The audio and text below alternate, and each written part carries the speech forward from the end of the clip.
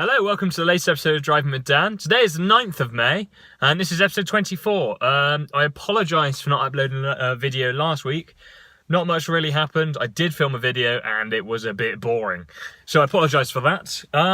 The second thing is Land Rover. So almost 2 weeks ago now, they celebrated their 70th birthday, and we'll be talking about that. Then there's some news about this car, this very car, and its MOT. Then there's some more recent news about Aston Martin Vantage, and not the new one, the old one actually. Not really what you'd be thinking. And that's about it. Not much really has happened apart from that.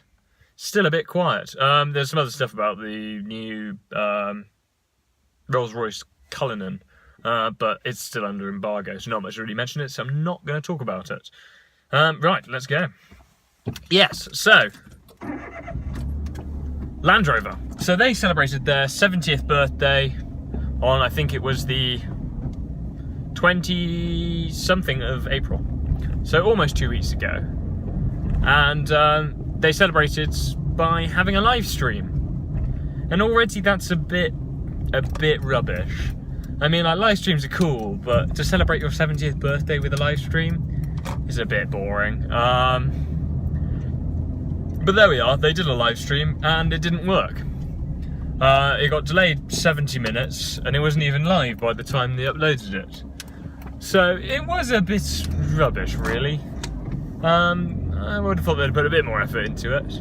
But nonetheless, I did decide to watch this live stream, going, okay, you never know, could have a new Defender in it. And that was what some people were saying, was actually, this is a 70th birthday, what better time to launch it? Well, sadly, again, that didn't happen.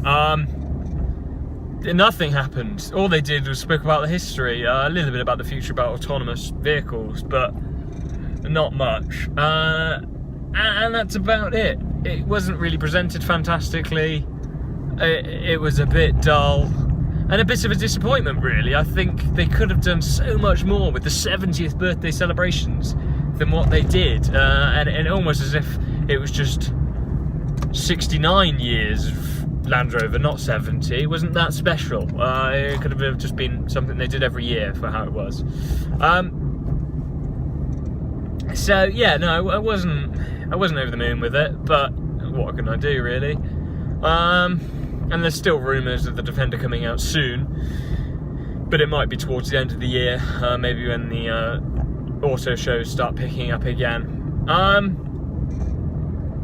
Yeah, that was that. But in other news of Land Rover, just today actually, I visited Solihull, which is where they build all the Land Rovers. Well, apart from the Discovery Sport and the Range Rover Evoque. Apart from that, that's where they build all the Land Rovers. And it was really, really interesting. So I've never really been on a manufacturing shop floor before, but it was just a trip to have a look around, and very, very interesting. So thank you to Land Rover for letting us all through and have a look. I think it's just really, really impressive to see how they can produce such high quality cars so quickly. And it was just such a focus on quality control and making sure it's the right. And well done to them. It was really, really interesting. Shame there wasn't a new Defender there. They didn't learn anything new from there about the cars. Oh, a Range Rover. But it's amazing how all of a sudden you see them everywhere when really there aren't that many. Well, you don't really notice that many, let's say. You don't notice them around until you go to the shop floor and think, wow, all of them come out of Solihull, and suddenly that's a lot of Range Rovers. Yeah, it was really, really interesting. So if you ever get the chance to have a look around Solihull, it's not very often that it does come up, but if you ever do it. Really, really cool. Or any shop, really. If you have to look around any factory, do it, because it's so interesting to see. Yeah, right, new topic. It's about this car. So it had its MOT almost, well, 2 weeks ago. 2 weeks ago was its MOT, and it failed. Yeah, a bit disappointing. It was about brakes. Excessive brake wear was one of the things, which I was quite surprised by. I thought this car is only, what, 5 years old, and the brakes and pads both needed replacing. So that's interesting. But there we are. After a quick bit of fixing, took no time at all. Brakes and pads replaced, and it passed. That was it. Apart from brakes, this thing is solid. So happy days. Yeah. Not much more to say. Ooh, a Discovery 5. I like looking at them now. When you think I've seen each individual side being pressed, now you look at it and you go, oh, yeah, it's amazing how it makes a car. When I've just seen it in 2D. Yeah, so that's that. I'm getting sidetracked again. There isn't really much to talk about again. It's been a bit slow.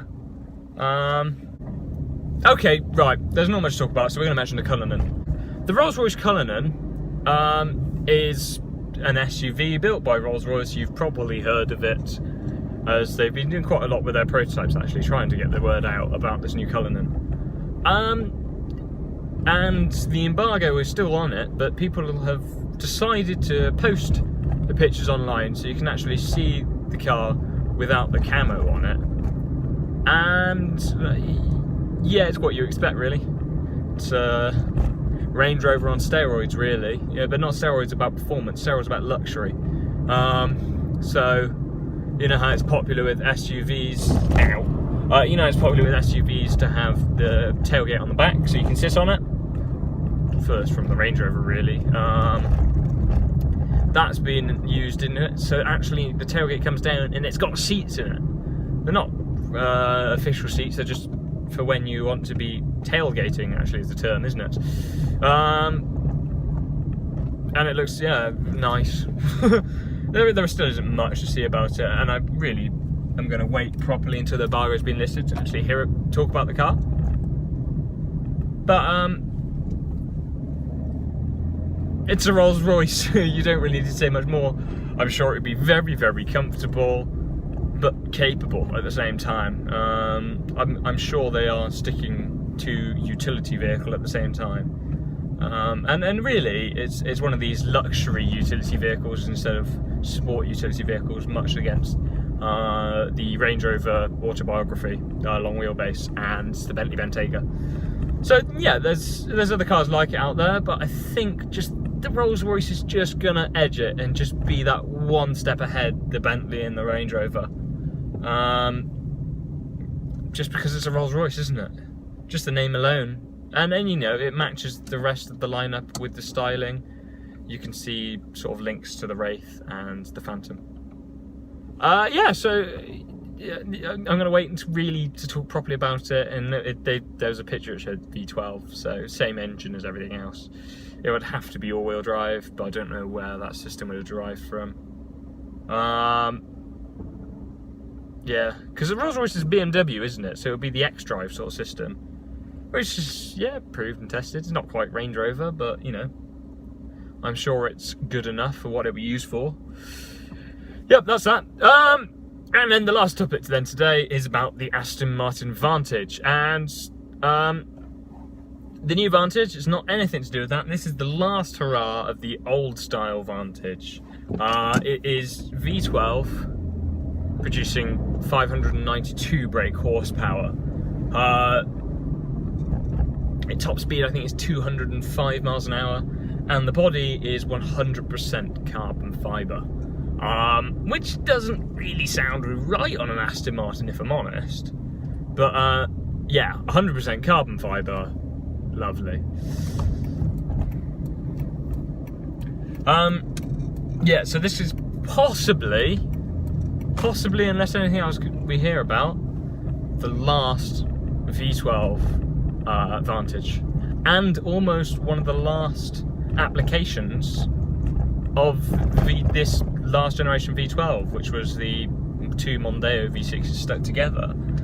Possibly one of the best sounding engines to have come out in recent history.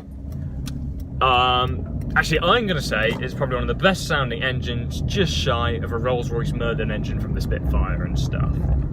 It just sounds fantastic, doesn't it, that engine? And yeah, this is the last time to hear it in a new car, really. I think I did mention, I think last week, no, week before, Aston Martin Rapide AMR, which is the Aston Martin Racing Rapide. That also will feature the engine, but apart from that, this might be some of the last applications of that engine, which is really, really sad because it's beautiful.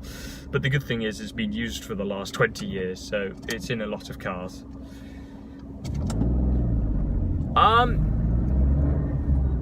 Yeah, it's going to be called the V600, which is sort of a throwback to the last, whatever it is, 1998 Vantage, which also featured that name on previous cars. I don't know. It was one of the last hurrahs. That one was called the V600, so it makes sense to call this one the same. And especially as it's got 600 brake horsepower. There's only going to be 14 cars made, not many. And they're not all sold out, actually. Usually you hear about this and they've all been sold out before you even knew about it. But this one hasn't. I think there are still a few left. If, say, you have, I don't know what it's going to cost, but it's probably going to be around £300,000. That's a lot. But, you know, it's going to be sort of GT12 sort of type styling. Not quite as in your face, but lovely. Just lovely. And that's it. Right. Thank you for watching. And see you in the next video. I apologise again for not uploading last week, but it would have been so dull, you all would have unsubscribed, so just didn't upload it anyway. Thank you for watching. I will see you in the next video.